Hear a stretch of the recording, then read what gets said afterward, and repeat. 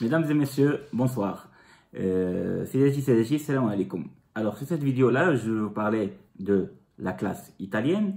Oui, je ne parle pas de la pizza ni de la pasta italienne. Je ne parle pas des voitures de sport et de luxe italiennes. Et je ne parle pas non plus de la mode ou de la tenue vestimentaire tout court italienne.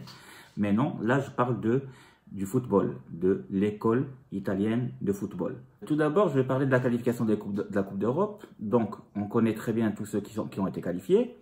Et on sait que l'Italie et la Belgique, c'est eux qui ont fait un sans faute pendant le parcours des qualifications de la Coupe d'Europe. Ils ont gagné tous leurs matchs. Les 10 matchs, ils ont eu 30 points. Et le meilleur goal average, c'est celui de la Belgique, avec plus 37. Ils ont marqué 40 buts, ils ont encaissé que 3 buts.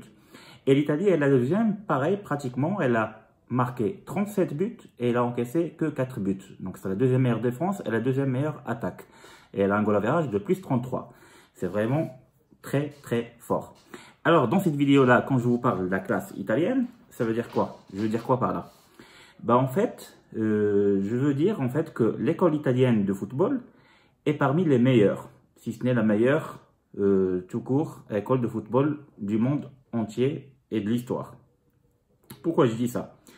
En fait, à l'exception de Zidane, de Pelé et Ben Barek, c'est prouvé, et ça a été prouvé, que tous les meilleurs joueurs et footballeurs de l'histoire du football, en fait, ont été italiens ou d'origine italienne. Vous allez me dire, comment ça? Est-ce que ce que je dis est vrai ou pas? Moi, je vous dis oui. Que ce soit Paolo Rossi, Dino Zoff, Platini, Maradona, Roberto Baggio, Del Piero, Messi, Pirlo, Buffon et j'en passe. Il y en a plusieurs qui sont vraiment très forts et qui sont hors normes et qui ont grand la classe. Surtout, ils ont la classe. C'est ça la différence entre un joueur normal et un joueur qui a la classe, comme Francesco Totti par exemple. La classe, ils sont italiens. Donc, il y a des vrais joueurs italiens comme justement Francesco Totti, Roberto Baggio, Nesta, Maldini, et voilà. Et aussi, il y a des joueurs qui ont des origines italiennes, comme Platini, Maradona, et oui, ceux qui ne le savent pas, il a été en fait tout simplement originaire d'Italie, en fait, ses parents et grands-parents, surtout ses grands-parents qui ont immigré d'Italie vers l'Argentine. Et pareil pour Messi, donc lui aussi, il a des origines italiennes parce que son grand-père, pareil, il a immigré vers l'Argentine pour trouver du travail, et donc il est originaire d'Italie. Donc pour ceux qui ne le savent pas, Messi aussi, il est d'origine italienne.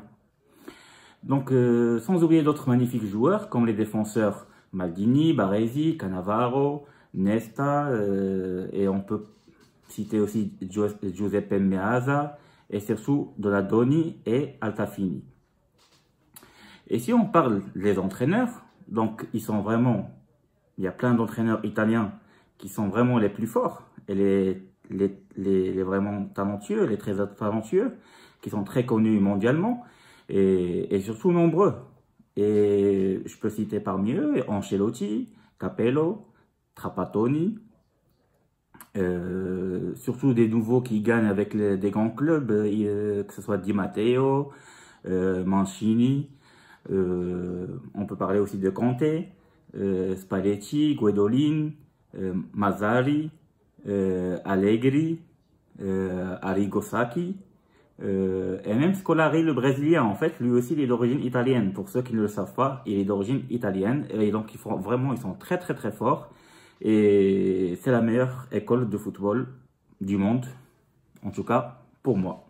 Parce que quand je vois vraiment tous ces joueurs-là, qui ont été d'origine italienne ou qui sont italiens tout court, je me dis que je pense que l'Italie a été la meilleure école qui a produit des joueurs fantastiques et qui ont la grande classe. Parce que quand on parle par exemple de Francesco Totti, c'est la classe à l'état pur. Quand on parle de Roberto Baggio, c'est pareil, la classe à l'état pur. Quand on parle de Nesta, c'est pareil, Maldini, etc. Il y a des joueurs qui ont la classe, comme ça. Et dans les autres pays, quand on parle par exemple du Brésil, les joueurs, en fait, la manière comment ils jouent, en fait, par exemple, si on compare Totti et un autre joueur brésilien, Rivaldo, Ronaldinho, tout ça, on va voir qu'un Brésilien, il a tendance à dribbler d'une manière avec les passements de jambes, etc. Donc c'est des vrais dribbleurs fantastiques en fait, qui émerveille le monde par les dribbles, etc. Mais il n'y a pas ce côté de la classe qu'on a trouvé chez Zidane aussi.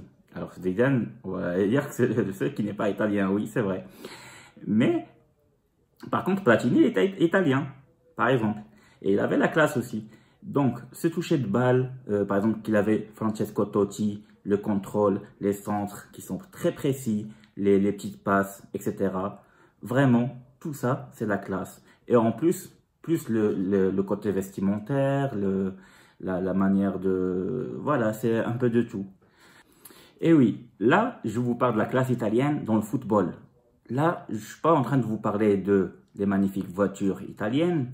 Je ne suis pas en train de vous parler de la mode, donc la tenue vestimentaire italienne. Je ne suis pas en train de vous parler de la beauté de l'Italie tout court, du pays, que ce soit Rome, Venise, etc. Je ne suis pas en train de vous parler de la beauté des Italiennes, qui sont aussi belles. Là, je suis en train de vous parler du football. Et dans le football, on a constaté que l'école italienne est vraiment parmi les meilleures, voire la meilleure, et surtout celle qui a dominé l'Europe pendant des années et des années. Alors, si vous êtes d'accord avec moi et vous avez aimé ma vidéo, n'hésitez pas à liker et de s'abonner de plus en plus. Voilà, comme ça, on fait connaître ma chaîne de plus en plus. Et c'est un petit côté humoristique quand même, parce que c'est vrai que l'Italie a la grande classe, surtout dans le football. Et on sait qu'ils ont gagné 4 Coupes du Monde, et ils étaient parmi les premiers qui ont gagné la Coupe du Monde, qui ont été plusieurs fois finalistes, etc. Mais ceci dit, quand même, il y a beaucoup de pays où il y a des grands joueurs de foot, que ce soit au Brésil, en Argentine, aux Pays-Bas, en Allemagne, au Portugal, en Afrique, que ce soit dans le Maghreb ou l'Afrique noire. Voilà, donc c'était juste entre parenthèses pour faire connaître les joueurs italiens, et je vous dis à très bientôt. Au revoir.